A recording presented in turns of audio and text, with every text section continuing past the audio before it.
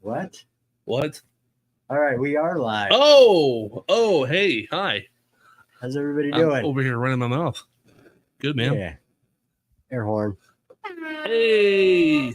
Oh, you know what? I keep forgetting to turn off the echo cancellation, and that sounds like shit when we are live. So let me do that. Boom, echo cancellation. And we'll try that. Also turn that off. Turn that off.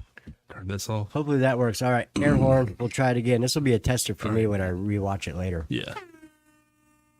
All right. All right. Intro.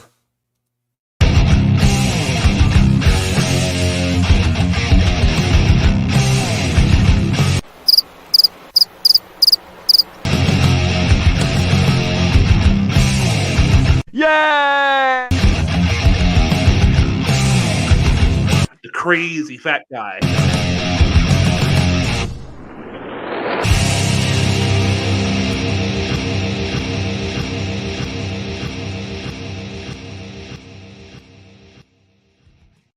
That up. Yeah. Along with everything else Here that we I are. fucked up today. Yeah, you've been fucking crushing it, dude. Yeah, man. I'm on a roll. Like it was ice. Doing great out there. They say, you know, you got to take action. Got to take action. Sometimes you don't. Sometimes you just have to stop and book the already booked appointments. That's all I've got to say about this. Yeah. Yeah. Next week, satin. But this week, right now, this man right here, this one, air horn. Matt Miller. Yes. How you guys doing? Thanks for having me on. Good, man. How are you? I'm doing great. Thanks for Happy coming to be on. here. Looking forward to talking about art and music. I think there's a lot of overlap, and glad to be here. Fuck Yeah, yeah. hell yeah. I'm glad you made it. Yeah, I saw you, like I said, I'm, made a little video for you, and I saw you painting the painting, and I was like, well, it's kind of weird. Like, I was there when that was happening. Yep. I didn't stand there the entire time, because how long does it take you to do, like, say, you're doing one band, how long does that painting take? Usually the rule that I make for myself is that I want to paint for as long as they play for their set, and my goal is to be done by the end of it. So 45 minutes. Damn. I mean, it depends. I've Yeah. done some that are longer. Yeah. I have one here that I might show in a minute that was like a 2 or 3 hour painting. And depending on the job, sometimes when I'm out live painting, I try to make it look easy. Right. But I do put a lot of preparation in ahead of time. Like if I know that I'm going to paint a band, I'll do some research ahead of time. Make So sure you kind have a of lot of black. yeah, like what they look Lot of like. I'll black. kind of be ready for it. And then sometimes I don't get a painting done by the end of it, and I want to do a little more work on it, and so I'll take it home and do some more work on it. I was at a wedding on Saturday night, so I paint at weddings as well. What? And I didn't quite get done with that one, so I got a little work to do on that this week. But yeah, I try to paint quick. Part of my I guess my skill set is I do know how long I need to take for the painting, and that's my challenge is, okay, how do I paint this in this allotment of time? You know what you're capable of, and so you're kind of challenging yourself to make sure you get it done within the appropriate time. Yeah, but like I was saying, sometimes I don't get done, and that's usually when I bite off more than I can chew. Yeah. I might start adding like way more detail than I need to, and I'll kind of overshoot. But I really don't like doing things that are easy. Yeah. I'd be bored. Yeah. That's why I do this. I mean, like I said, I try to make it look easy Yeah. and effortless, but there is a lot of preparation involved. I've been doing it for many, many years. And I usually do purposely try to do something that's like slightly harder than what my skill set is, or else I'll just get bored, And so that's why I do it. I've actually, if you follow me on social media, I just announced today that I changed my business name. Yes. From Matthew Miller Art. Because when I started like 7, 8 years ago, I was just painting. And I was like, hey, I'll put a Facebook page up and just put my name next to it, Matthew Miller. And then eventually I got into live art, and I can talk more about how I got into that. But now I'm ready to kind of like really, really niche down and not do, I don't want to be sitting in a studio painting. Like I don't want somebody to commission me to paint their dog or something like that. I just don't like sitting alone. I spent enough time alone during COVID. Yes. I did do a lot of commission work, a lot of studio painting to get through that time. And it was just, it's not good. Just too much alone time for me. I like to be out at shows, sports events, social events, mixing up with people, and the pressure of it. The fact that there's a time limit, there's people watching. Sometimes it's dark and I have to paint by like headlamp or bring like some sort of lighting in there. There's something about the extra challenge that like forces my brain to get super duper focused. And I can't achieve that. You could put me in a very quiet, perfectly lit studio and say, hey, do a painting. And I'll take a month. Yeah. To do it, I'll just it's boring for me. You're not exactly a Bob Ross where it's like, okay, now I'm gonna paint the trees, and I think I need a cloud up here. You're not doing that shit. Not quite, but I will tell you what, I like to watch Bob Ross to wind down. Sure, I know a lot of people do that. They watch that is hilarious. Before I don't mean this in a judgmental way, but that is hilarious. That's pretty cool, actually. You mentioned that there's a lot of preparation that goes into it. I'm really curious, what kind of prep work do you do? Well, if I know, so here's an example. Last Saturday, I painted at a wedding. I knew where the wedding was going to be, and I had a rough idea of where I was going to be set up on the venue. And I knew what time the wedding was going to be. And so I can sometimes I'll go to the place and scout it out, take some pictures. Yes. If I can't find any online. And so if I do have some pictures to work with, I can just start having an idea of the composition of the painting, where I'm going to put things at, where I'm going to be, what kind of lighting I might need. And another thing to keep in mind is that a lot of times if I'm painting outdoors, I've done a lot of outdoor music events at like an outdoor amphitheater.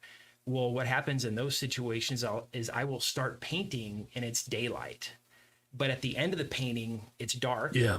And then in the middle is all this change and massive colors happening in the sky.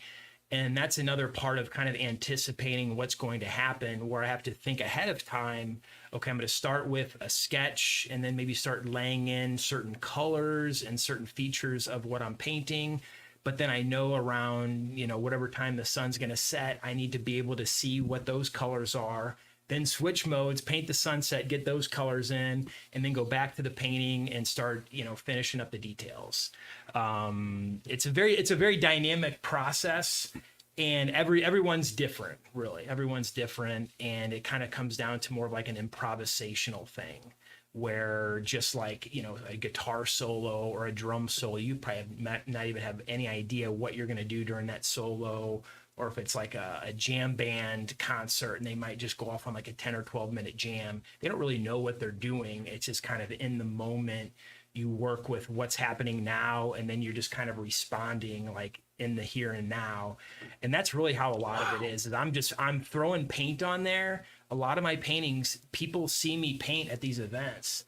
And I think that at first they walk by me and they see my canvas and they're like, "What the heck is this guy doing?" That was my thought. All right. You probably see it. Fuck? It's a mess. What is it? This guy doesn't even know how to draw. And I have to be very loose, and I try to throw as much paint on the canvas at first just to get it freaking covered, and it's going to be a mess. And then the next step is, okay, I got it covered. I know where everything's going to be. Then I start working on the details step by step. And then hopefully by the end of the event, the end of the night, I got it down, I got it done. I got a nice little like pop finish to it. But before the show, we were talking about how there is a bit of an overlap between music and I suppose what you'll call visual art. Mm-hmm. We mentioned I'm a musician, and whenever I'm listening to a song, I'm not just listening to like the hook. There's so much within a single song that I'm taking in. Mm-hmm. I'm listening to tones.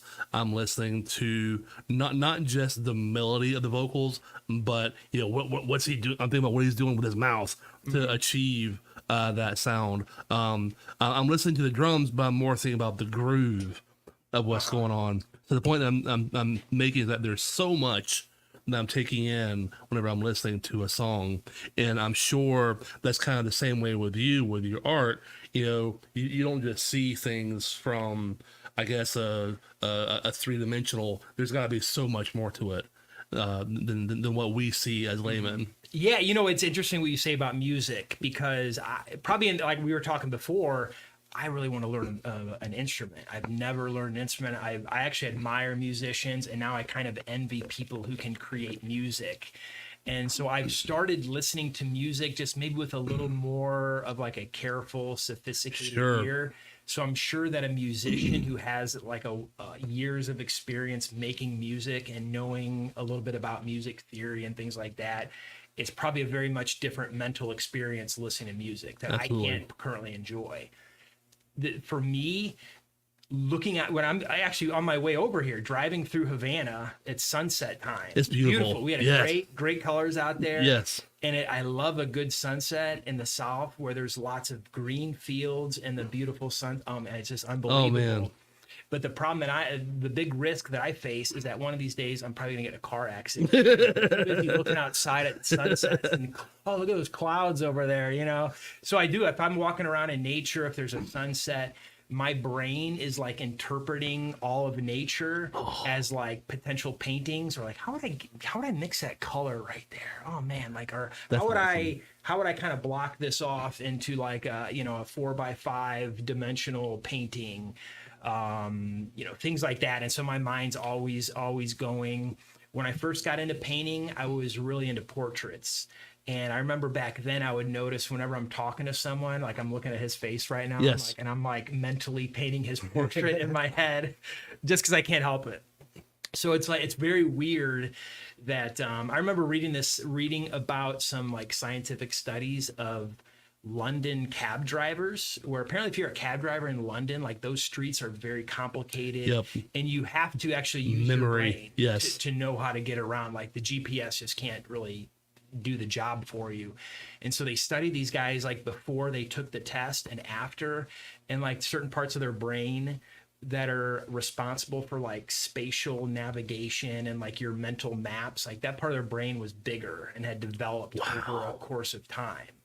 And I'm sure the same thing for musicians. Damn. Like I think even with musicians, like the control of your fingers and probably certain, auditory elements of your brain are different than mine.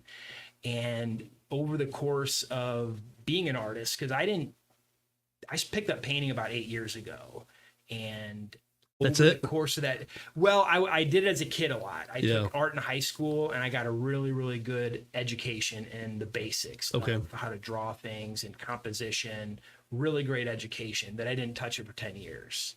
Picked it back up, and I felt like I could still build on that foundation. But over the course of that time, it's so interesting to experience how even like my mental experience of the visual world is just so much like richer, I think. So it's a really interesting benefit of being an artist. But I'm sure other art forms can think of parallel situations like musicians Absolutely. and things like that. I was looking through.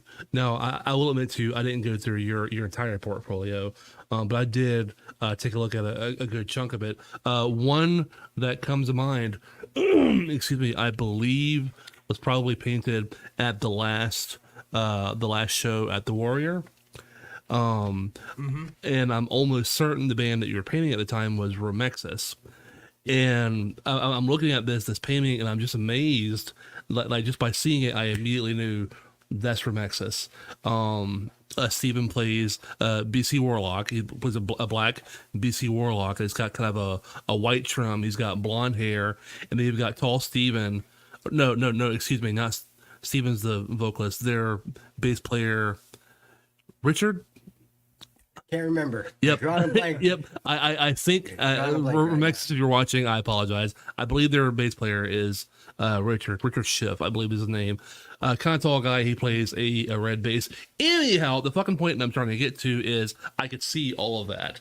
in your painting. I saw Stevens black BC Rich with the white tribal trim inside of it. I saw I can picture that. I kind of see his blonde hair, and then I saw the guy who I believe is Richard next to him, kind of taller, playing a red bass, and I'm just thinking about all the detail that you put in to all of it, and just I was able to see this and know immediately that that's from Exodus. I thought that was wonderful. Thank you. Well, when you say a lot of detail, in fact, part of the trick, not a trick, but is not about detail. It's about what not to include. Absolutely. And that's part of the challenge. Is you might say, how do you in just a couple of hours? I know the painting you're talking about. I was in the kind of the back of the venue. Yes. I got the band on stage, you got the lights, you got people in the crowd surrounding, and that's a lot to get in. Yes.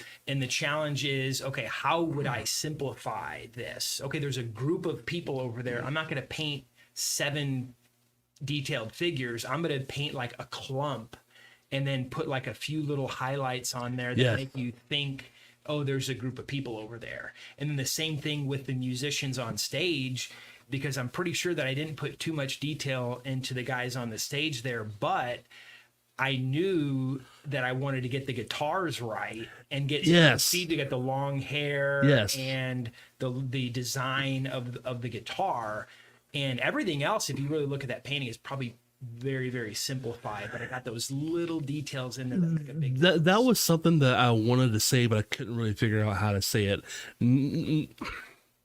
Nothing within the painting is super real, for lack of better terms. Like, it's not, I can't see like his eyes and like his fucking jaw, or Steve has a very, very square jaw. You can't make out his facial. That's what I'm getting at. You can't make out his fucking facial features, right? But everything else, like the detail, is very heavily implied, and that's it. That's what does it for me. Although I can't see his face, everything else is just so heavily implied. It doesn't matter that I can't make out the color of his eyes. Yeah, it's a little bit different. Like I was telling you, I've painted at plenty of weddings as well. That's a little bit of a different story, because if I'm painting a band on stage, it's a bunch of guys like headbanging, absolutely, guitars, like I can be super loose, and if I don't get you perfect, it's no big deal. Yeah. But if I'm painting a bride and groom, I have to get the bride perfect. Yeah. Give her a little bit of big nose. I mean, I'll a little too wide. I really got to be careful with those, and I've struggled. Is my ass really that big? One of the last ones I did, actually, I ended up probably, I'm at the wedding. It was at a beach, actually, about a month ago. And I'm at the beach. I got it probably like 80% done. And I was like, all right, I'm going to take it home, I want to make the bride and groom look good. And then I ended up spending like another 20, 30 hours. Damn. This girl's face right. And there's sometimes I run into a problem where if it's a human face or that I just can't get right, and I'll just keep fudging around, and sometimes you just don't know. It's like, what is it that I don't have right? And it's like, oh, I got it, and then you lose it, and then you have it, and you lose it, and it was a very tough process. And again, I think that was probably due to one of my limitations, that I think I was trying too hard to get details right, when what I should have been thinking of is, how can I simplify this? What's a more efficient way where I'm not getting all of these little teeny details of this girl's face, but how can I maybe just in a couple little brush strokes, I capture the essence of the shape of her face, and that is just as good as what I came up with after 20 hours of fudging around like this. Damn. So I'm not perfect. I definitely have my limitations, and there are situations where the painting isn't going so good when I'm out there. There have been times when this maybe more earlier on, because I started live painting like pretty much right when I started painting. I was in Denver, and I was renting a teeny tiny bedroom. I had no room to paint anywhere, and I just started. I was just picking up as a hobby for fun. And then I'm out one night at a local venue kind of like a little hippie local venue called Cervantes. If you've been to Denver, you might have been there. And there's all these artists over in the corner, and they're all just doing paintings, just hanging out painting. I'm like, whoa, what is going on here? Like, can I come and do this? And like, oh yeah, we do it all the time. So in Denver and probably a lot of other cities that are kind of like that, it's very common to go out to a local music venue and there will be artists hanging out, just doing paintings. And it's really just part of the vibe, part of like the ambiance. Hey, we have some artists hanging out over here. Well, I didn't really know what I was supposed to do as a live painter the first time I did it because they invited me out. And really I was meant to be just kind of part of this group of artists, kind of we're just hanging out over here, working on our painting, having a drink, enjoying the music. I thought I was performing. So I brought this huge, I'm serious. I brought this like biggest canvas I've ever painted. I've never painted on a canvas that big. And I did this massive portrait of Einstein. And people loved it, man. Like everybody was coming up to me, like telling me how cool it was. And then someone's like, it's Einstein's birthday today? And I was like, yeah, I totally knew that. It was planned. No, I really didn't. So that was the first time I ever live painted. Made me feel really awesome. Just like there's people watching this and they thought it was cool. It was the first time that I ever I called myself an artist. Actually. Yeah, sure. Before it was like a hobby, and it's like, hey, I'm like out there in the world. Like I'm showing this stuff off. Like people are like giving me credit for this. Like I'm a real artist now. And then from there, I got obsessed with it because I was in Denver. I was working as a fitness trainer, so I was working a lot doing that. And then I would go after work out to like a music venue and paint. There were times that I'd be out super late, and then I would just come home and like get dressed and like go, because I'd like personal train somebody at 5 a.m. And those were I'll tell you what. Like looking back on those years, here's some like mental advice for artists and musicians who are struggling. I do remember driving around in my car back then. I was like after work. I remember I worked a morning shift and came back and did an evening shift. Then I'm going out to paint and I'm just driving around. I'm freaking tired. And I'm like, you know what? Someday I'm going to look back on these days and I'm going to know that like when I'm like super famous and wealthy as an artist, like I'm going to know that I earned it. Like nobody can take that away from me. Yep. So back then I really, really was kind of hustling in Denver. And that's really where I kind of like made my bones, going out to clubs. And at first, I remember the first time I sold something, I had actually, I broke up with my employer earlier that day. And then so that night. So what'd you do to get fired? No. I chose to work for a pathological liar. And anyways.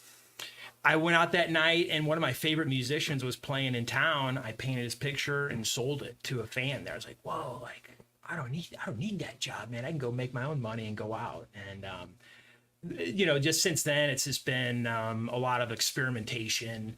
And then another layer of challenge is, if I do want to take that seriously and turn into a business and actually make decent money as a live painter, there's not like a business plan out there. There's not like how to start a live painting business plan out there.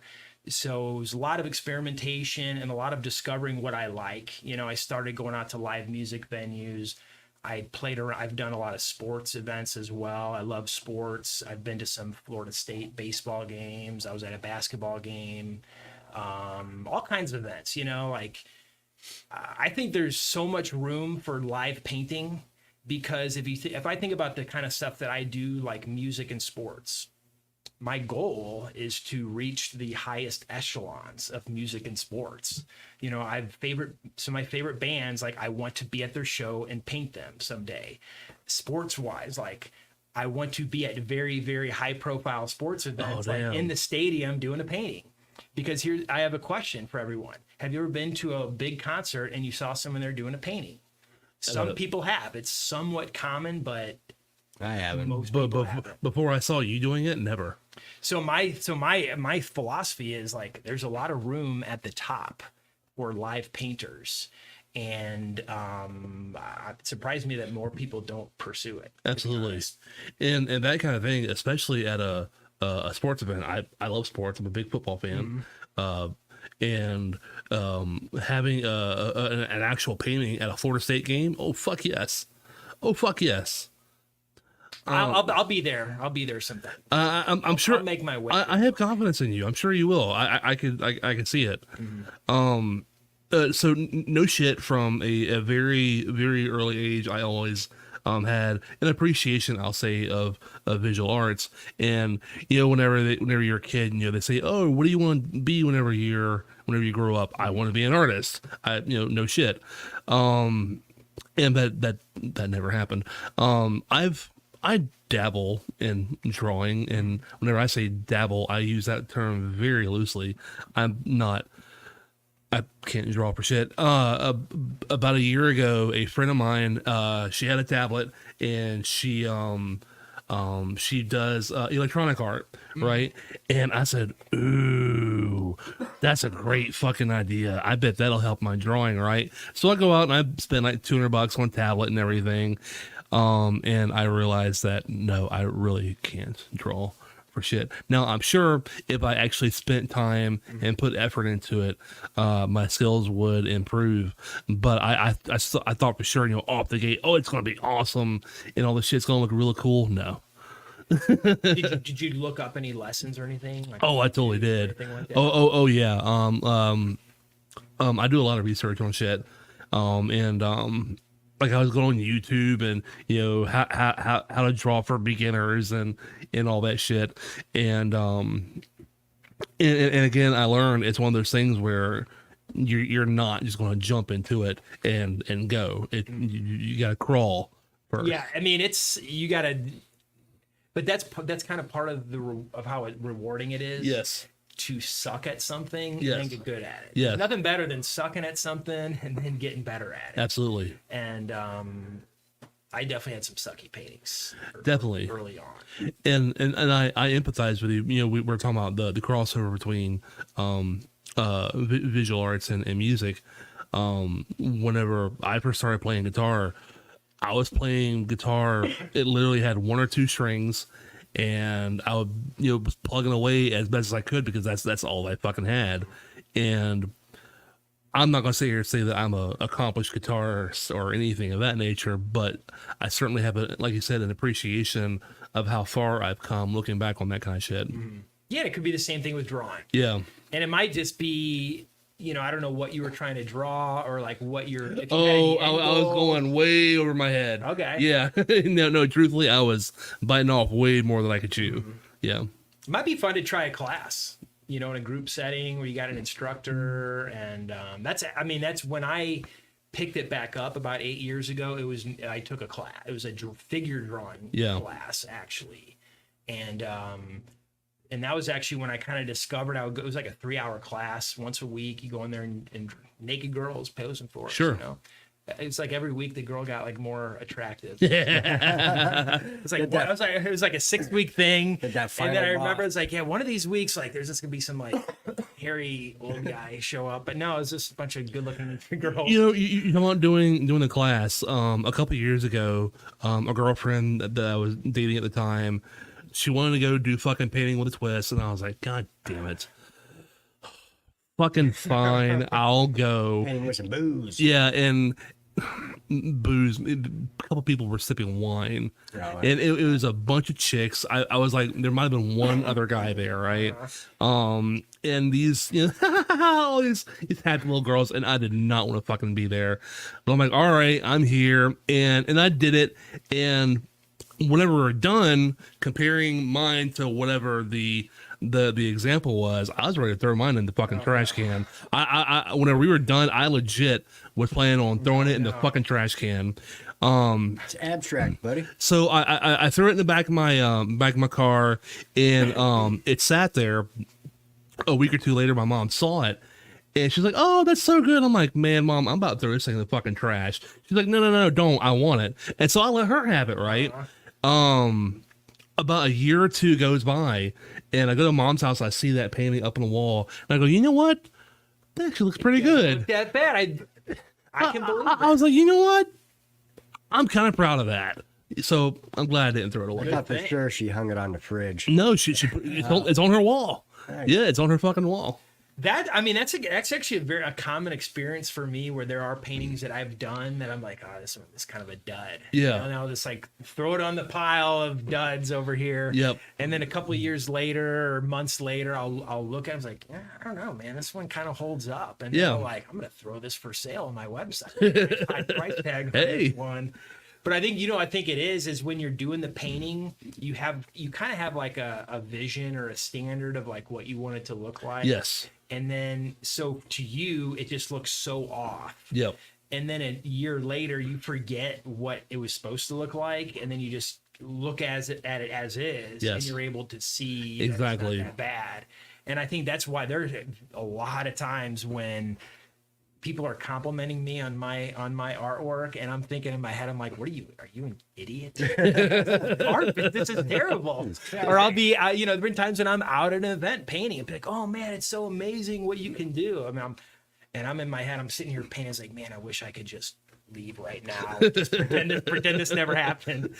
But it's because they have a different perspective. I might have this lofty idea of how this thing is supposed to look, where they just can see it for what it is and say, hey, it looks pretty good.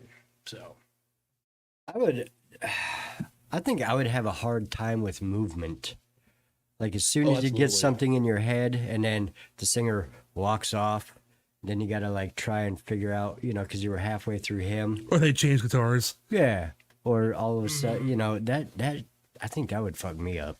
well, I use photos as well when Okay. I do this stuff. So especially if there is a lot of movement, or if there's something, like a wedding, a lot of times I'll paint the first dance. So I'm not going to be able to get the first dance live within like a 2 or 3 minute period. So I'll take a bunch of pictures, work from that. If say I'm painting when I was painting a picture of Romexis, I'm pretty sure I probably snapped a couple pictures and then kind of worked off my phone. And so, that's I caught them at a really cool pose right here. Right. That's the one I'll use for the painting. But what I will say is over the years, I've probably relied less on taking pictures for it. I used to have to take a picture to even like set up a composition. Now I'm better at just kind of looking in the world and kind of cropping everything out myself. Before I, had help from a camera, I definitely would like to get better at capturing figures more accurately in the moment, because no one's going to sit still for me if there's a crowd or a band on stage.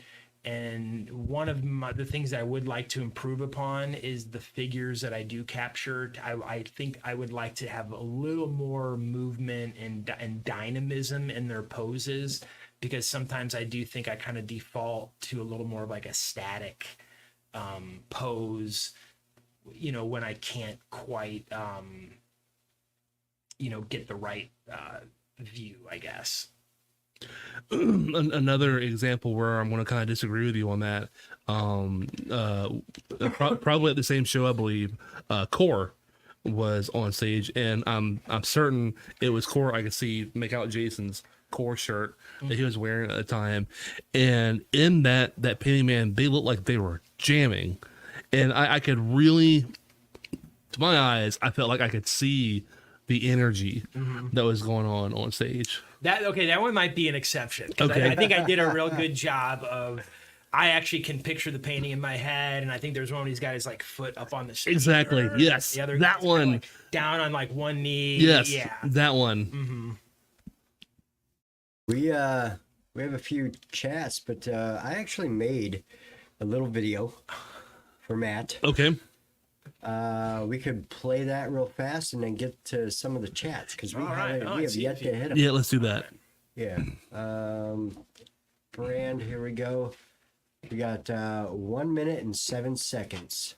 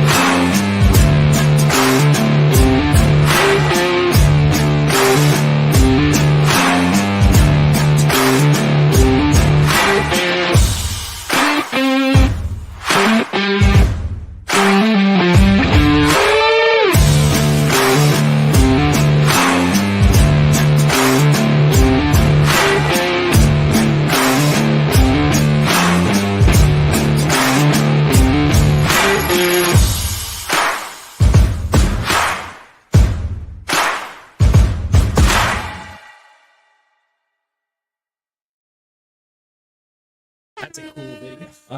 I love the one of Rodney Dangerfield. Oh, that one is so Yeah, good. I That's did. a real old painting, and that one popped up on my Facebook memories. I think like yesterday or Yeah. 2 days ago, and I was like, man, I haven't seen this one in a long time because that's what I used to do when I first started going out. I was really just pretty good at portraits, and so what I would do, and these were huge canvases. I go out 30 by 40 and just do these big, massive faces, and I would just pick people in pop culture and comedians and just anything to just kind of get like people's attention. Really, it was a lot of it was just about getting attention when I first started. It still is. I like attention. I'll sit down at some point and remove all the off the record stuff out of that video and send it to you so you can use it for I love promotion that. I stuff. appreciate that. Yeah, man. Yeah. Before we get to chats, we have a show Yes. that we need to plug. You know it. Saturday, December 9th, Legacy at the Riverfront. It is the Christmas rock show at Legacy. The bands are Trial by Stones, Thunder the Snake, Defy the Tyrant, Satin, Internet Girlfriend, Falls Motherfucking Chase, Mutual Friends, The Fetish, The Sparrows, Curly Q, and This Dying Breed. That is for the PACT. I'm drawing a blank. I do this. This is the third week in a row, and it's for the PACT organization. They are a charitable organization. They do. Sorry, my attention got distracted. No, you're fine. Do you have vocal or visual cues for me here? Kinda. I got a bunch Just a of teleprompter for this guy. But no, PACT, they are a charitable cause. They do music lessons and such for younger children. Yes, the Performing Arts Collective of Tallahassee. Thank you, PACT, PACT. And so that is Saturday, December 9th, Legacy at the Riverfront, Christmas rock show at Legacy. It's for a good cause. You should be there. Yes, and they are looking for sponsors. So I got some of the lowdown on the sponsors. There's 3 levels of sponsorship, and I am pretty sure that I am going to take one. I think I'm gonna go platinum, baby. Oh, with your thing? Yeah. Oh, Yeah, I'm thinking about it. And then, so that platinum sponsorship comes with VIP tickets. Yep. I think I'm going to give 2 of them away Okay. on here in the month of November, Cool. courtesy of Off the Record Awesome. Music Show and Tailor Made Motorcycles. So if I were to create a fake not me account for those tickets, what would not actually me do to obtain those? Not sure yet. You got to figure out how I want to do the contest. Okay. Got to do something like an ice bucket challenge, I like it. except just one big block of ice. I mean, only the strong survive up in here. We'll see. So we'll what you're- figure it out. So We're what you're gonna saying is figure that there has to be actual ice in the, or It is November. or ice water. That's right. Yep. Do an ice bath challenge. Yes. Do an ice right. bath. Yeah. Ice bath bikini challenge. Oh, yeah. See, I wasn't going to go there. Yeah, we'll come up with something. Yeah, they're looking for sponsors. Any business owners out there, if you need to get in touch with somebody, let me know. Hit me up. I'm pretty easy to find these days. I would know that. My phone has been going off constantly. I love it. Do you want to tell us why? We can go over a little bit of it. I'm opening my own motorcycle shop. And what was it? Sounds so weird.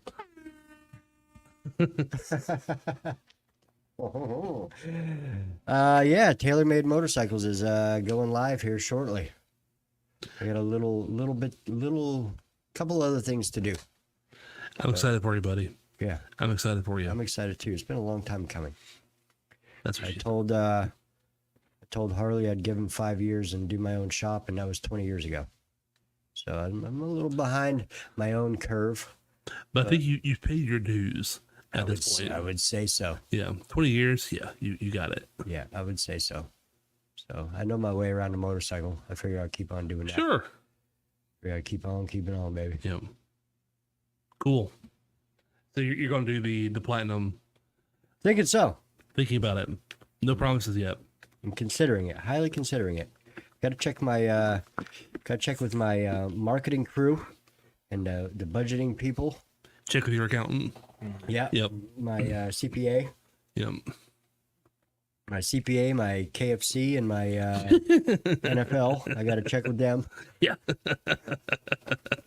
Actually, that's all me. It's just me so Yep. far. So, but yeah, it'll be fun. On the Jets. On to the chats. Matt, you got some questions, bud. All right, here we go. First, let's do Samantha. Welcome, Matt Miller. Samantha. Thank you, Samantha. Samantha is the queen of questions. I see that. She has a few. She's got some good ones. Tammy says, welcome. Rockadillions, hey guys, how's it going? It's going well. It's always going well. Hell yes. Tammy says, coming soon, tailor-made motorcycles. Horns up, bomb. And Rockadillion says, congrats on the motorcycle shop. Thank you, sir. Thank you. Keep an eye out. It's going to be a lot of fun. I'm bringing back some old school stuff. We need something with a kickstart 8 over spring and front end. Samantha asks, what's one thing you're learning now or learned recently? Yeah, there's a good question. Like, oh man, like art wise, or I would both. say life. maybe I need to be learning some new things.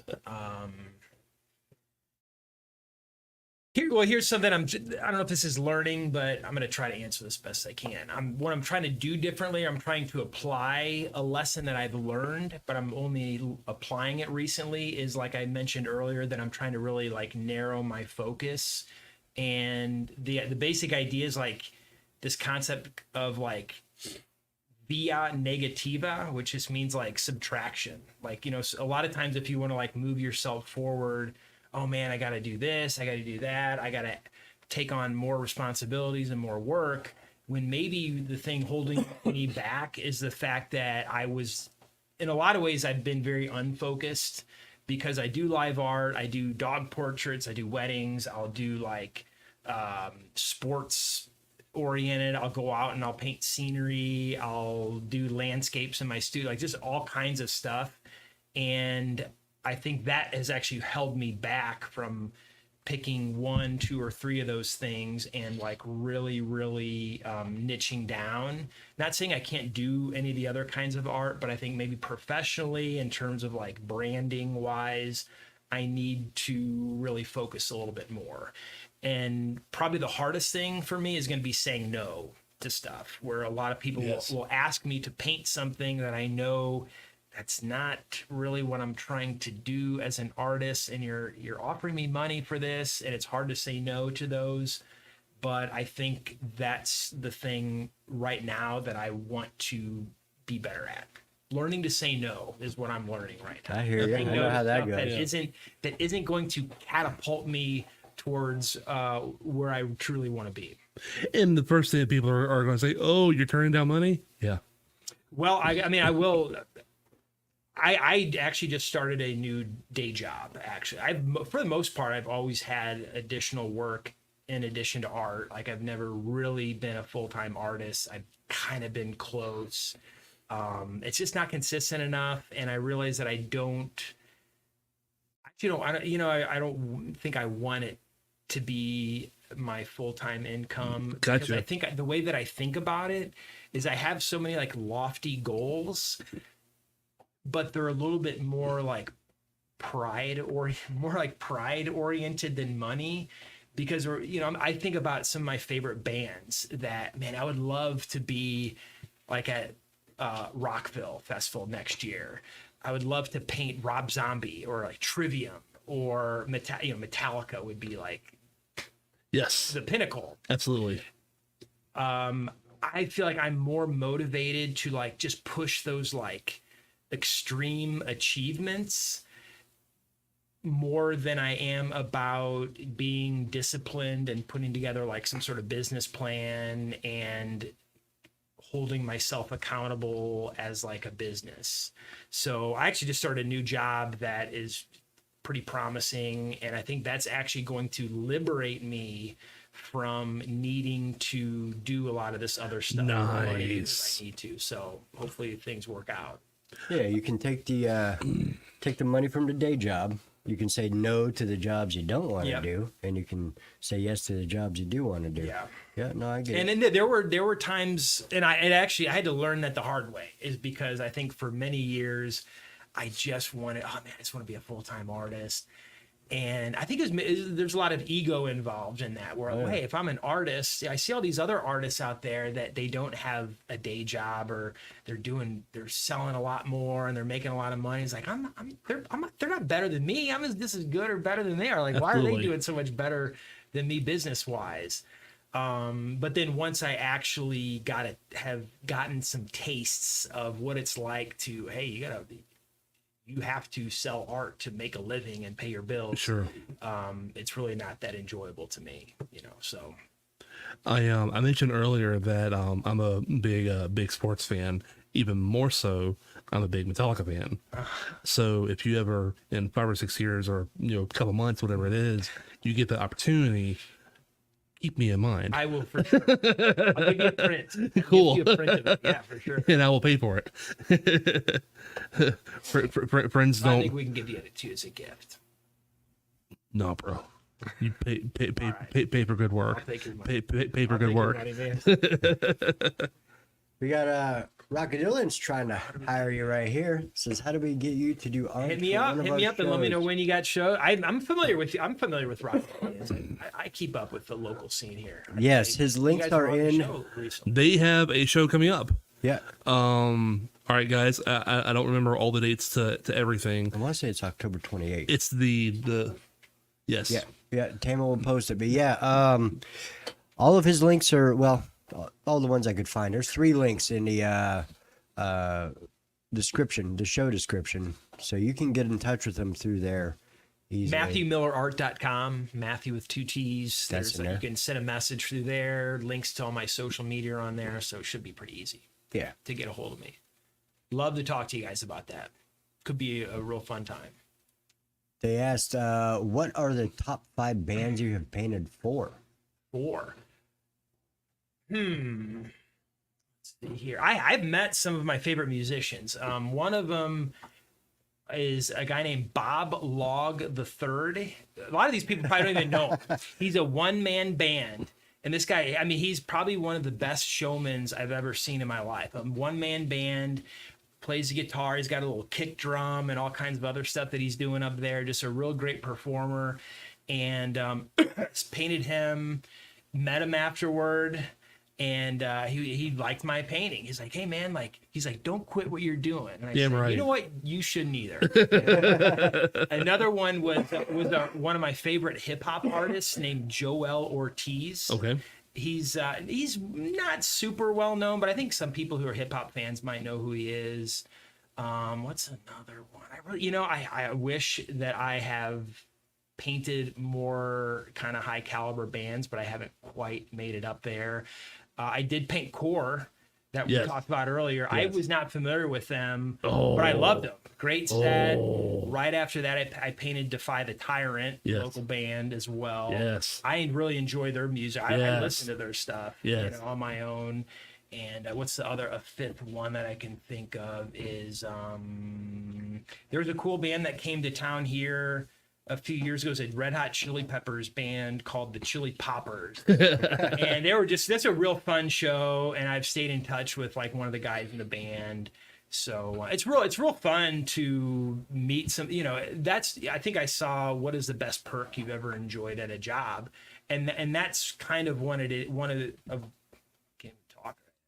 That's one of them. That's one of the perks is meeting cool people. Yes. Because not to toot my own horn, I do have a unique skill that I do bring out into the world, and it does get me attention. It gets me to meet some of these musicians that I paint. I met Joel Ortiz. They brought me backstage after to show them the painting. And there've been times that I've rubbed elbows with like very high, like I've met billionaires and millionaires at certain events and I get their attention because, oh, this guy's painting.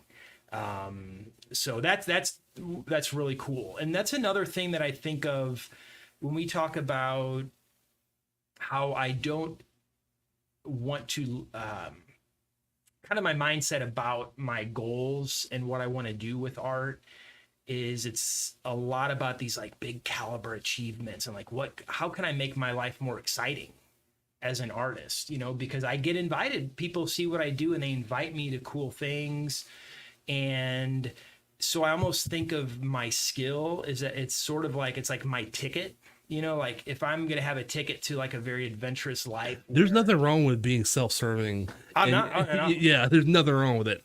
But I think it's like a ticket, Sure. If there's something that's going to get me around really interesting people that I want to meet, whether it's musicians or other artists or famous people, I have a skill that I can try to leverage to get places, to meet people. Yeah. And in that way, it enhances the quality of my life by making it just a little more interesting and adventurous, because I've taken lots of trips to go do paintings at places and had a lot of fun stories along the way too. I really hear what you're saying. One of the perks of what we do here is we also get to meet a lot of really cool people, and I have made so many friends just doing this show, especially a couple people that I would not have met or honestly even given the time of day had it been otherwise. One example I like to use all the time is Trial by Stone. They're kind of a punk reggae band, two genres that just really aren't really my thing, right? And so if I was passing the riverfront one day and I saw Trial by Stone, I probably wouldn't have stopped, not knowing who they were. The point I'm getting at though is having met those guys and kind of got to know them. I'm super great friends with them. And I found that I really enjoy their fucking music. Like I genuinely, truly enjoy their music.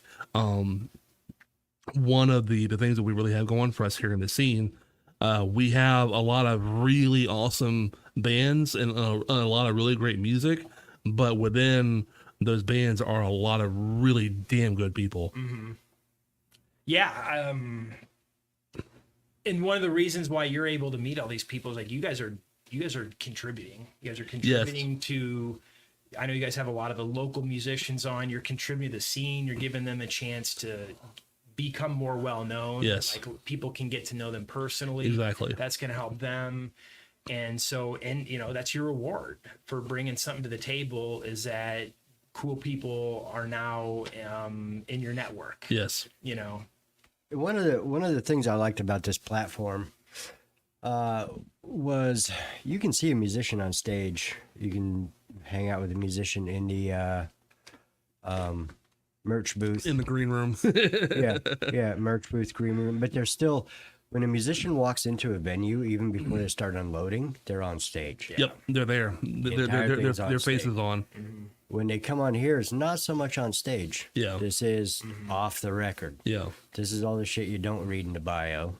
And that's what I really like about it. You actually get to know that the person's a cool person behind it.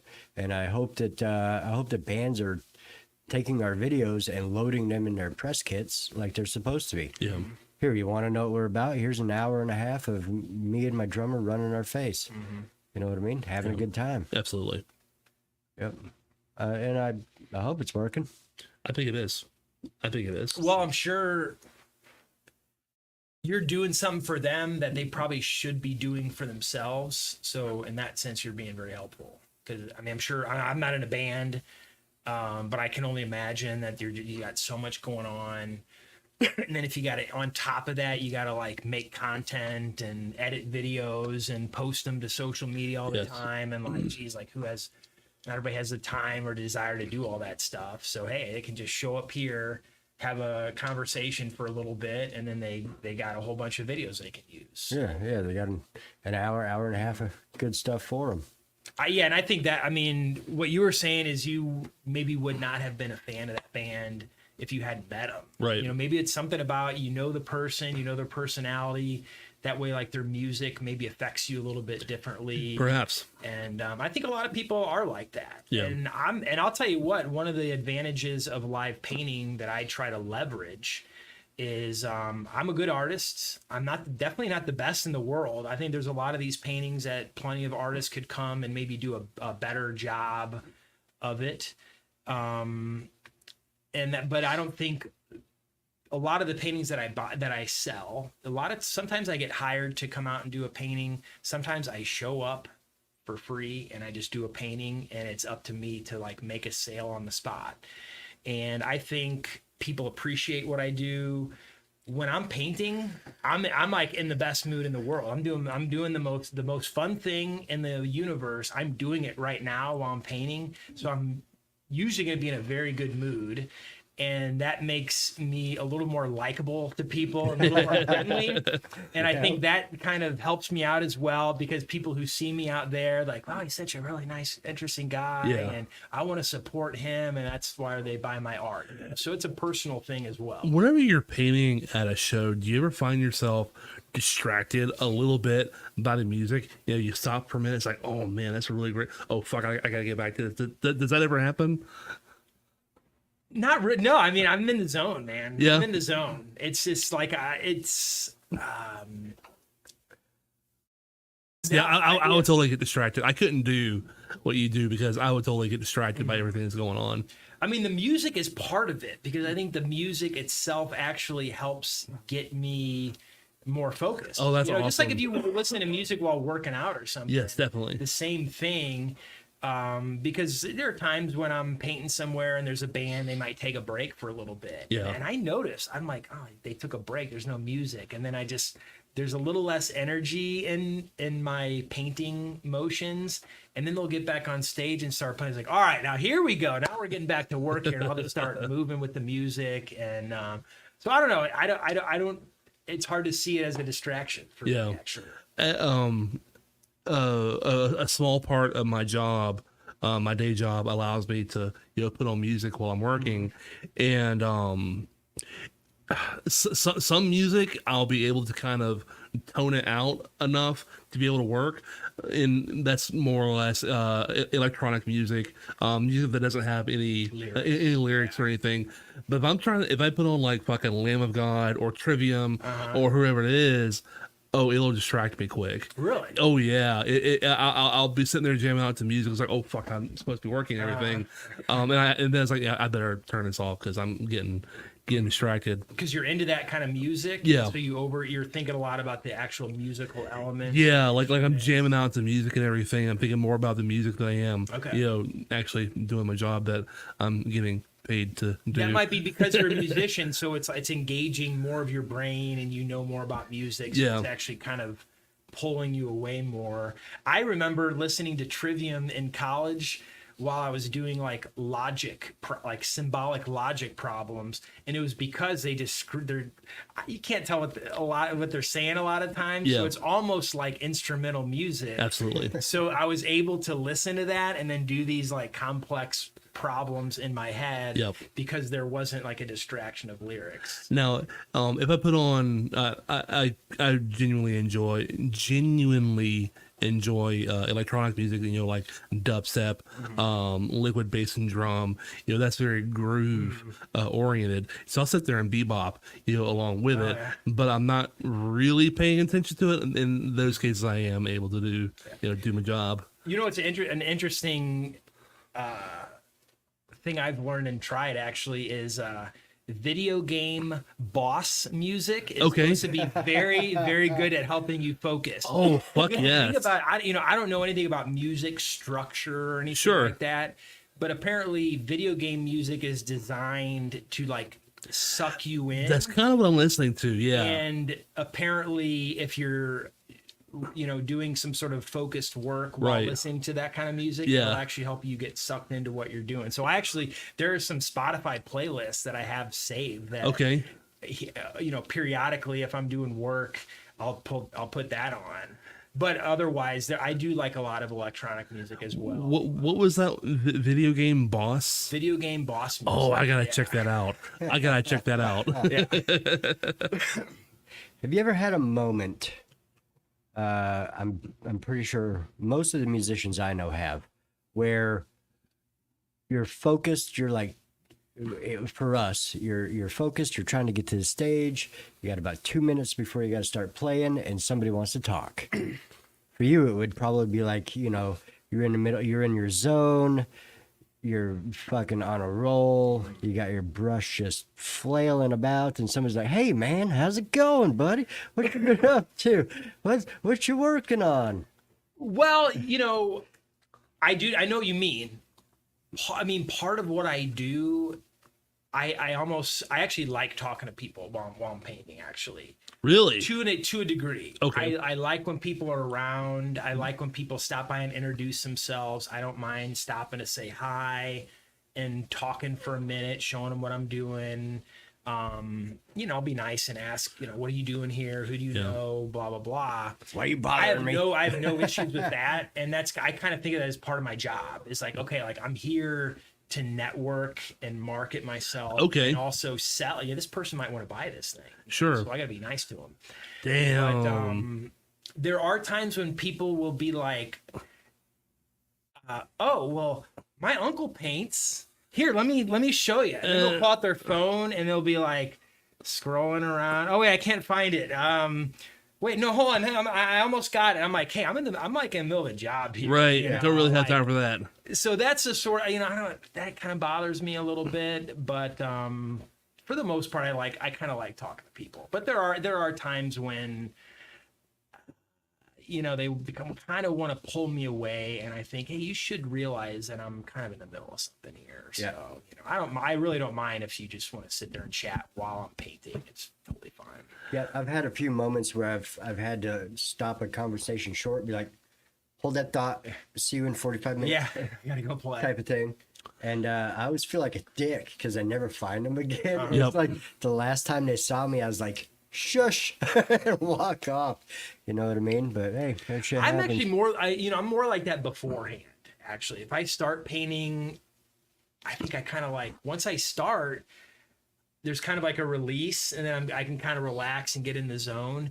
But I will tell you what, if I even after doing it for 7-8 years, if I know that like, ooh, later tonight I'm going to go to a wedding or a venue and do a painting, and it's going to be live and everybody's going to be there watching, like I'll be just butterflies in my stomach all day.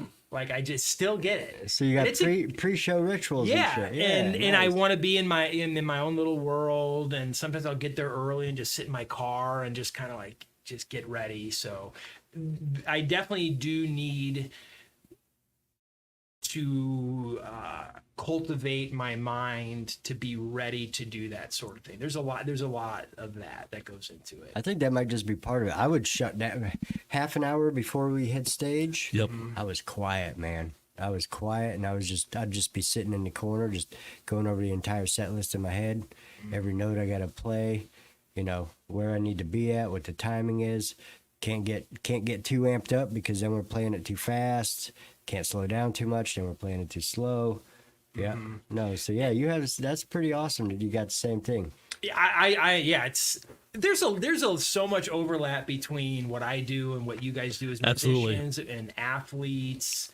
I think I used to be a personal trainer, so I know a good bit about fitness and things like that, and I've learned a lot about breathing techniques where you can do, if you can learn how to breathe properly and do certain kind of like breathing protocols, can really help you relax and help you get more focus. And so I'm definitely beforehand trying to make sure that I'm breathing according to these certain patterns and things like that. Exercise important. And another thing that I haven't done this in a while, but periodically I've done it, is like cold exposure, like cold showers, or even getting into like a tub of ice water beforehand will just freaking like light you up. Like it just freaking like rocks your world. It puts my brain in like That's like, one way to wake up. oh yeah. Yes. I mean, it's not about waking up, but I think like you when you get in that cold water, like your brain thinks you're gonna die. Yeah. And so you have to go into like survival mode. So your brain is like Damn. working at peak levels, like after you do that sort of thing. So that's a little bit of a thing that I've employed over the years is like, how can I manipulate my body so that my brain and everything is like working properly when I really need to. And doing ice baths is one of these things that I've done. And actually, I'm not trying to, when I say this, I'm not trying to pretend like I'm like a tough guy who gets in like cold water. No, that's what you do. One of the reasons I started painting originally was I was actually going through a very, very tough time. I was not sleeping very well. And then when you're not sleeping well, that just like every other aspect of like your mental world starts falling apart. Yes. And I just felt crappy all the time. Getting into painting really was like a therapeutic activity for me. And then one of the reasons why I started getting into ice baths and like I like to go in the sauna and things like that is because I realized like, man, I'm just so sick of being tired and feeling crappy all the time. But if I get in this ice water for like a minute or two, and then I come out, I feel so much better. So it's almost, for me, the way that I would describe it is like, yeah, it's like extremely miserable for like a 2 or 3 minutes while you're in cold water. Absolutely. But the other 23 hours and 57 minutes of your day are so much better. Definitely. And the mental benefits that I've noticed where I would do that before going and doing a painting, where there's just something going on where I just feel like I'm a lot more focused. My visual system is just kind of like seeing things better.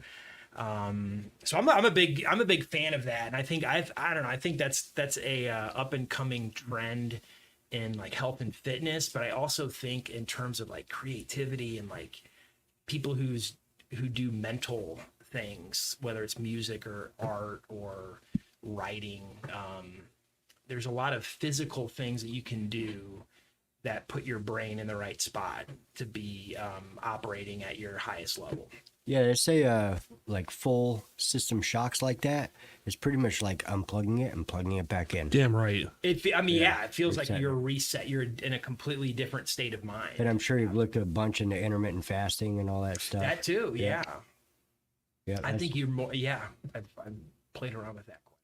that's my thing. I only eat once a day. Really? That's it. Yeah. Like just the big warrior meal at the end of the day. Middle. Oh, really? Yeah, Okay. middle of the day, around from noon to 2. I have my one meal and that's it. But still get a lot of liquid Oh, calories. there you go. All right. Well, I don't know if I'm that still can- kind of screwing it up. I have dropped coffee out of my diet for the most part, so there's 0 calories. Really? Yeah, so I'll go from say midnight to noon with 0 calories. I think a good like 12 hours where you're not putting stuff in your system. Because think about if you're eating, your body's working hard to like process all that stuff. Yes. If you don't have anything in there, think of all those resources in your body that you can devote to something more important than digesting food. Yeah, they say after 48, 72 hours, somewhere in there, you start actually regenerating cells. I think that there's like a cell cleansing sort of Yeah, thing. Where from like 48 to 72, and then after 72, you start regenerating them. It's all kind of, the research is crazy out there. yeah, there's a lot of exciting stuff. Yeah. Exciting research going on and things that people like us can do. You don't need a lot of money to fast or get in the cold water, exercise or meditate or breathe properly. So there's a lot of free stuff that we can be doing for ourselves. Speaking of free shit, my thing's been water. A lot of water. Drinking a lot of water. Yeah. I did a thing where I drank water for a week, and only water, no coffee, no alcohol, no soda, no bullshit, no energy drinks, just water. And now, did I come out a different person at the end of it? No. But what I did find out is that I enjoy the taste of water. And so now it's a lot easier for me to just fucking Drink more water. kill water all goddamn day long. Probably because when you drink it. I drink a lot of like, I'll get a lot of like little like Propel or like Powerade Zero, Sure. vitamin water stuff. Yeah. There's always a little bit of flavor, a little sweetness. Yeah. And then water, it makes water seem boring. Yeah. So you carve that other stuff up. I understand what you mean. Before this, I couldn't, like, if I was eating a meal or something, I had to have something with flavoring, sweet tea, fucking whatever. And now I can drink water with a meal just fine, no problem. Probably like rewired your sense of taste. It kind of did. And, you know, people ask me all the time, oh, do you feel different? No. No, I didn't fucking lose, 200 pounds as much as I'd like to. But the point is that I genuinely enjoy the taste of water now. The same thing goes for food too. Yeah. I mean, you start eating apples instead of like apple Pop-Tarts. Yes. The apple Pop-Tarts is gonna like light up your brain with all this sweetness, whereas the apple might seem boring. Yeah. Cut out the Pop-Tart, start eating apples every day. Definitely. After a while, you're like, wow, man, this apple's like so good. Mm-hmm. The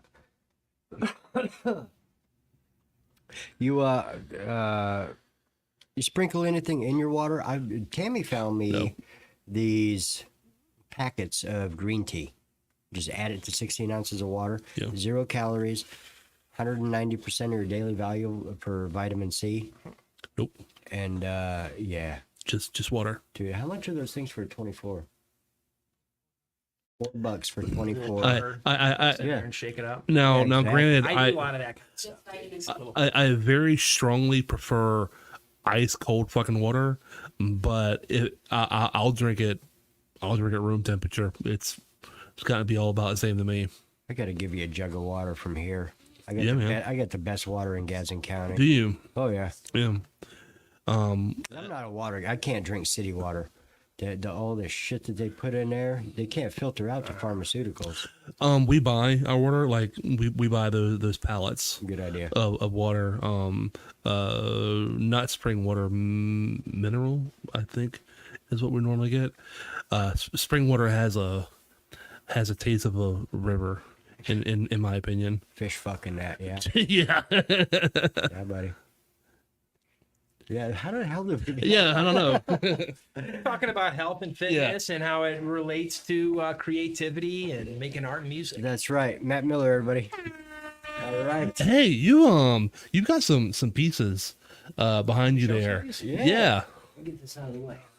Where's a good spot to get Right where you're at. Here is one. Let's see if we can get a good view of that. There we go. That is a live concert at Aaron Besant Park in Panama City, and it's the funk band. And that's from about 2 months ago. Here's another recent one. You can see this one a lot better. So this is like give you a good feel for like what my band portraits are like. This is one I did a couple months ago at let's see how we can get this. There we go. Called the Killer Robot Army that I painted over at Red's Pub down on it's down 30A actually. Where is that? It's a little like kind of divey bar called Red's. I know the guy whose wife owns it. She actually is a bartender and she sings. Like she'll take requests and just like sing while she's bartending there a few nights a week. That is so cool. Matt, just in case you're not picking up too much here, I'm going to go ahead and swoop the camera around, and you hand it to me. I'll hold it while you talk about it. Here's this one's gonna be one of my favorite paintings right here. It is Chester Bennington. Fuck. So I painted that. I was actually shortly after he died in 2017.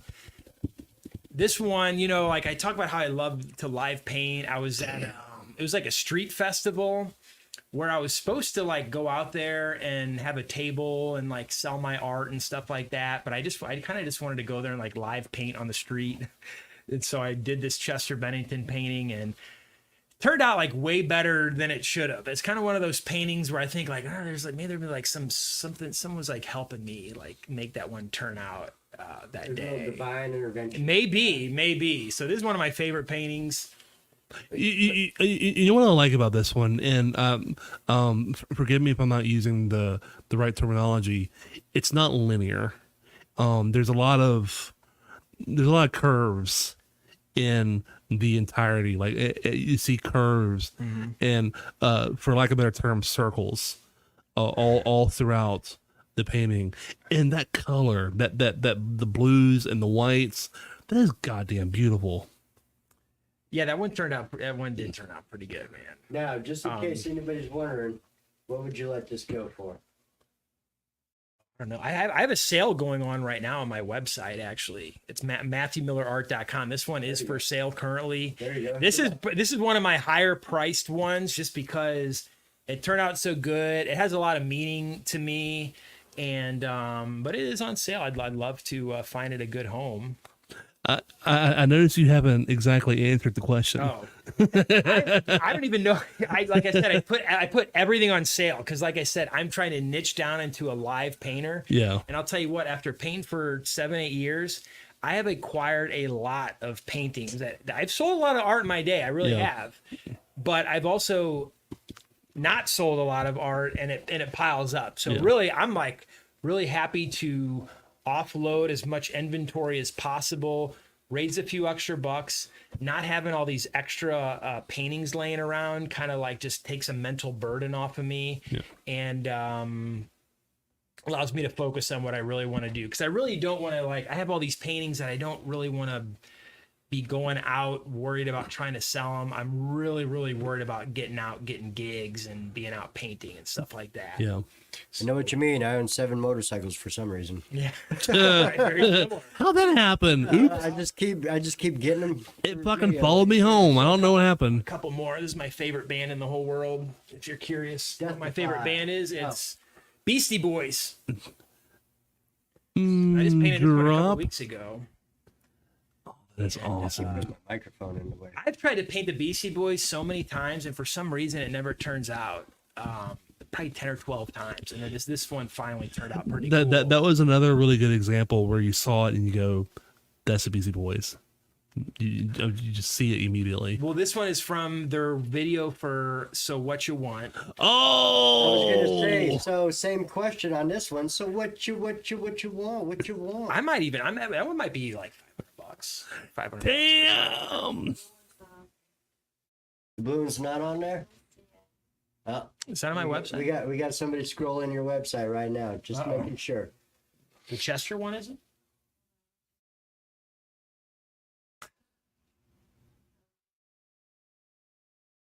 Got two more. I don't know what it is about the Beastie Boys. It seems like 4 different versions of Gilbert Godfrey. You don't like Beastie Boys? I do like them, but I'm just like, I love Gilbert Godfrey. Okay. Too. Oh yeah. Okay. You know what I mean? Well, there's 3 guys. 2 of them have pretty higher pitched voices. Yeah. And MCA, who passed away about 10 years ago, had the kind of gruff voice. Here's another one. This is a fun painting that I did. This actually, I might do this as a mural, but I just came up with the idea. It's basically like an elephant DJ, and he's got a gig that he's playing for all the creatures in the jungle. And here's a story behind this. I was telling you how back when I was in Denver, I was painting a lot for a lot of electronic music shows as well. Like if you live in Denver, like every third person is a DJ there, and they all have a gig coming up. So I knew so many DJs, and I was always getting invited to paint at these EDM shows. And so I would come up with these like quirky concepts and do like an elephant on the turntables, or I did like a Grim Reaper DJ and like weird stuff like that. And I've done so many versions of this elephant that I wanted to give him a crowd. So this is one of my recent paintings, and I said that'd be cool. I need to give him some other animals who are coming to watch him play. And even the crocodile's got his hands waving. Heck yeah, they're all getting along, enjoying the music. And I like doing stuff like this too. The fun, just like goofy concepts where animals playing music, playing instruments. Just goofy stuff like that. Does the painting have a name? It's called, Jungle Jam, Jungle Jam. Okay. I think, or it might be. I might have named it Local Gig Okay. because it just kind of felt like he's just a local. Oh, this little elephant. He just got a turntables and all his buddies in the jungle. Okay, we'll go out and watch him play and support our friend. His name is DJ Fancy Pants. I have a different elephant DJ that I paint. His name is DJ Ella Funk. Okay. So I have some characters that I do. It's all for fun, man. I mean, I like to go online and just get a bunch of random pictures, and I'll go on Paint and just kind of snip little pieces and put them together into little goofy things. Oh, that's awesome. And then last one, switch it up a little bit. I do. It's upside down. This is it's a beach. So I painted this in plein air. So basically go out into nature and paint from life.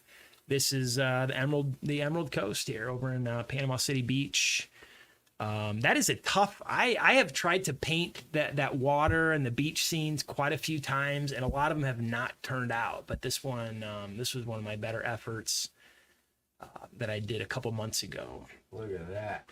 It looks like Panama City Beach. The grass at the foreground. Yeah. I've seen a lot of beaches around Florida, and there are none like what you see in Panama City. Yeah, that water is so beautiful. Yeah. But that's another thing I really do like to do is plein air painting, going out into nature. It's very similar too because the colors are changing.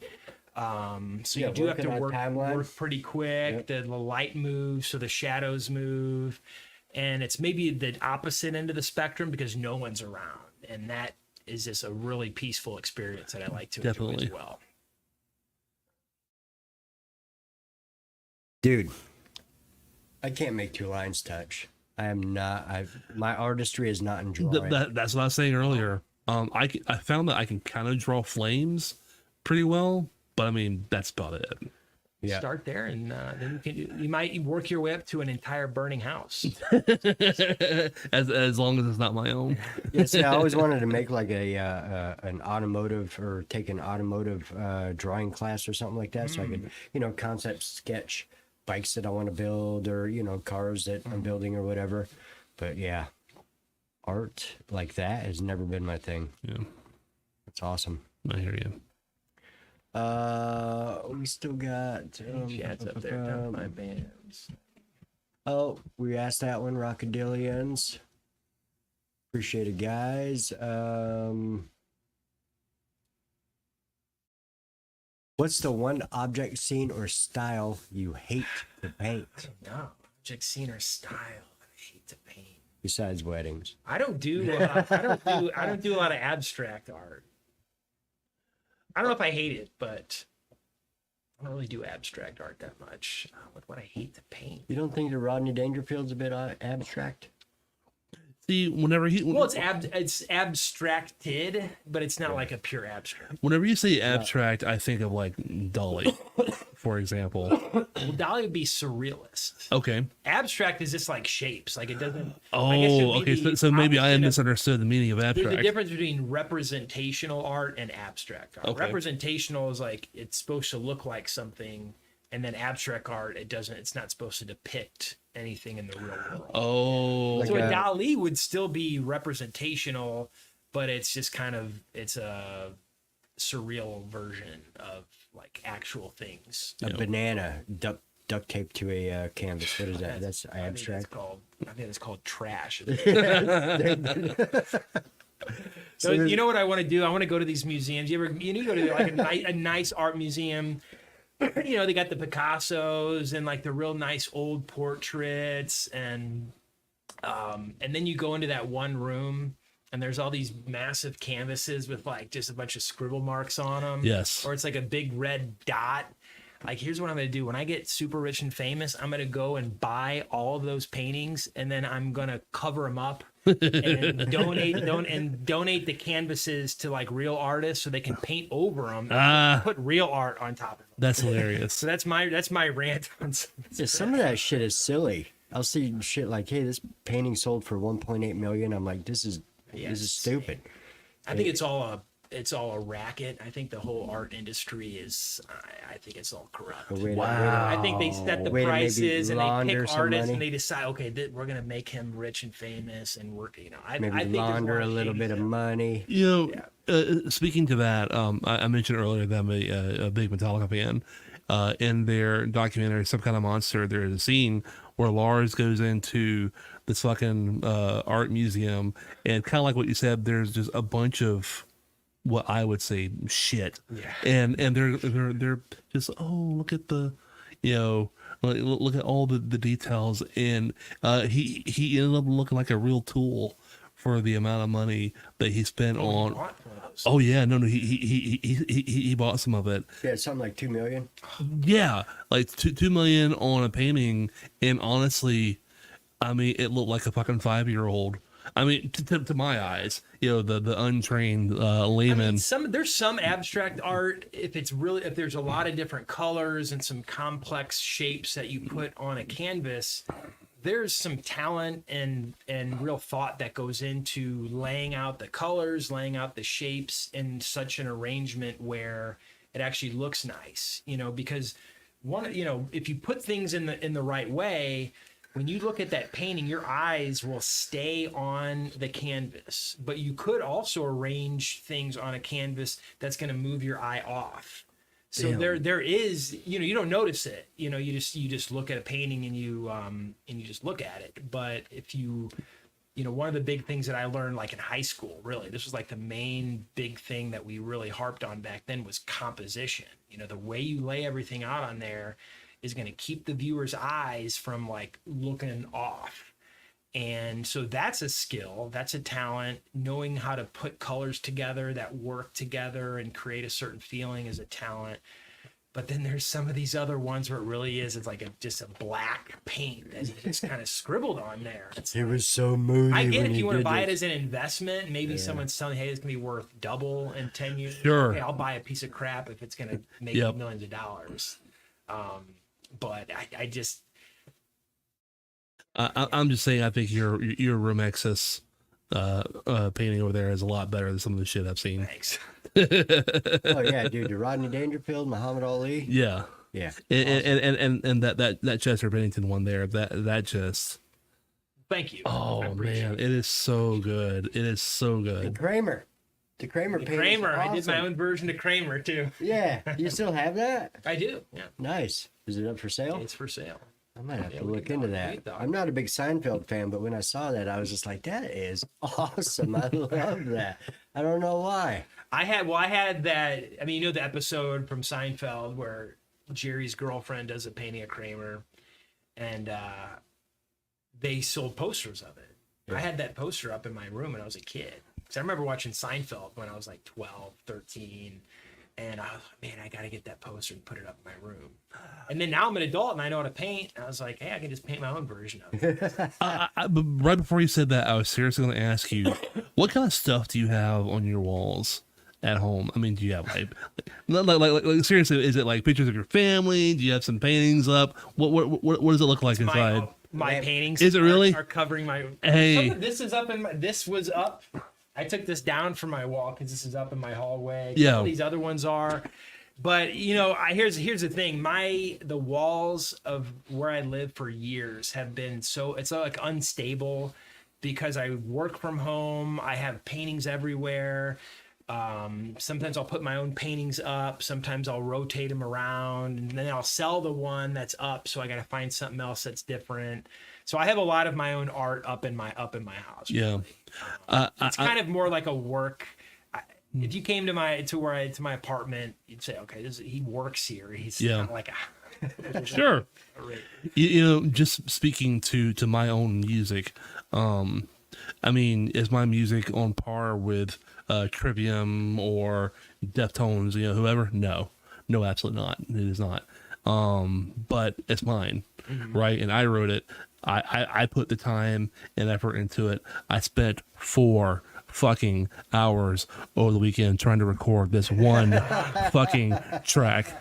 I spent 4 fucking hours recording this one goddamn track. And even after that 4 fucking hours, it sounded like shit. All right.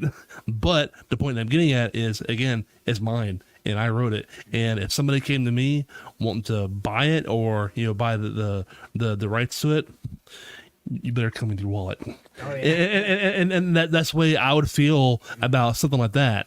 That again, I'm beside myself with how beautiful that is. And if I were you, if somebody came to me wanting to buy that, they better have their wallet. Yeah. Everything's for sale, baby. Everything's for sale. Well, here, let's play the Matt Miller video again real quick. 1 minute and 7 seconds. So we got a short break. BRB.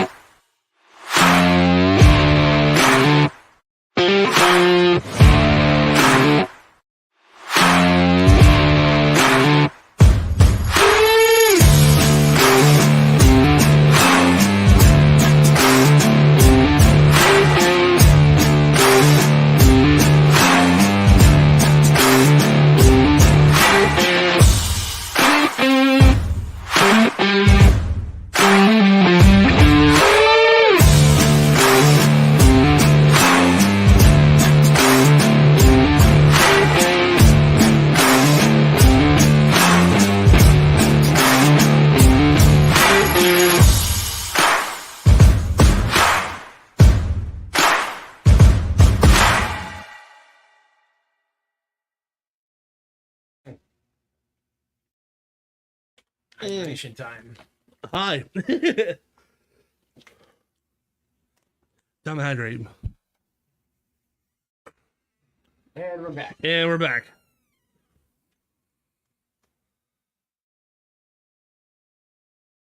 What I miss?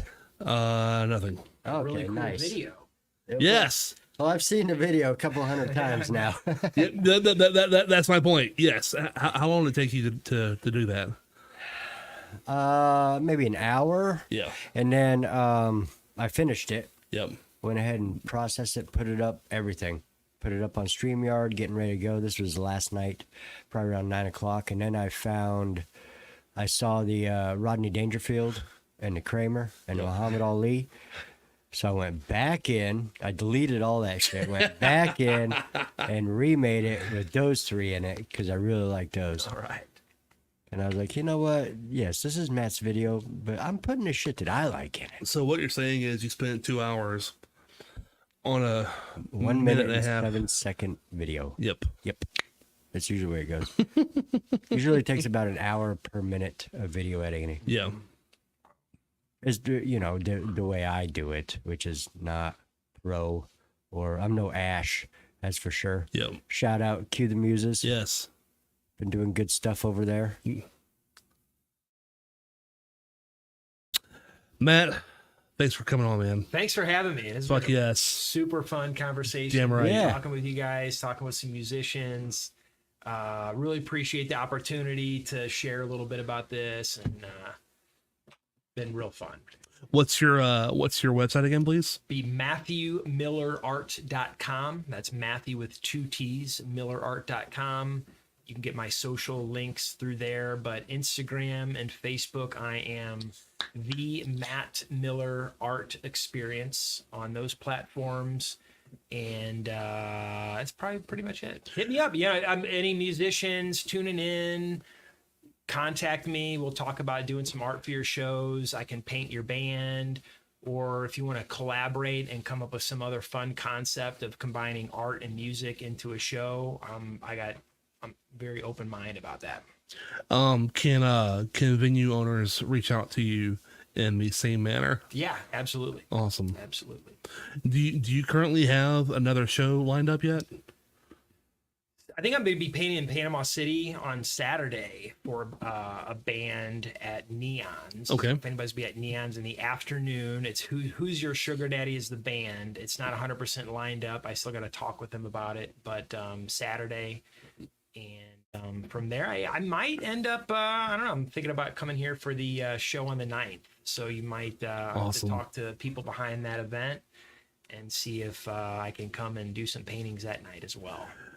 Hell yeah, definitely. Absolutely. They need to get you on like side stage so people can see you painting. That'd be awesome. How I'm only curious, how would you feel about that? Being on on stage as opposed to like, off in a corner I've somewhere. been on stage a few times. Yeah. Actually. Yeah, I've been on stage a few times. It's I forget that I'm up there. Damn. I forget. I remember one time being on stage. The event started, no one's there, and then I'm painting. An hour later, I kind of take a break and turn around, and there's hundreds of people there. Like, whoa, I didn't realize this was going on. Where the fuck you people come from? So that's another thing too. Is I could be on stage with the band doing something weird. I mean, there's just a lot of possibilities for what you can do with live art at a music show. Hell yeah. And other artists should try it too. I'm not trying to monopolize this whole thing, but there aren't a lot of artists who do it. And I'm not like intimidated by anybody else who wants to try it, because I think there's a lot of room for more artists to come and do this sort of thing. And it doesn't even have to be music or sports, like whatever you're into. Absolutely. Whatever you nerd out on, like there's probably some live event where those kind of people gather. You can go there and do live art there, and you're going to get attention from that audience that you want to connect with. So I don't know. No, I'm not good at social media. I don't have a huge following. That's really how I reach people. It's like how I go out into the physical world and I just bring my art and I shove it in your face pretty much. Yeah, you could do fairs. You could do, I saw you did a car show. Mm-hmm. You were painting a Mustang. Yep. All kinds of Anything, shit. so. In fact, another artist should make a painting of Matt making a painting. That's what I want. I want to do. One of these days, I'm going to do a painting of myself. So, like, I'll just, if I'm here and the stage is over there, I'm not going to paint what I see. I'm going to pretend I'm like up there looking down at me. Right. And then I'll do a painting of that. So, Yeah, hell yeah. It'll look like a meta painting. That'd be great. We'll work on that. Don't sell that one. I'm going to be my self portrait. That's right. That's right. All right. Thank you, Matt. Yeah, Appreciate thanks for it. having me. Thanks for the commenters and everybody who's tuning in. And I'd love to hear from anybody who's interested in just chatting and learning more about what I do. Yeah, the Definitely. links are in the description. We will see you next week with Satin, Awesome.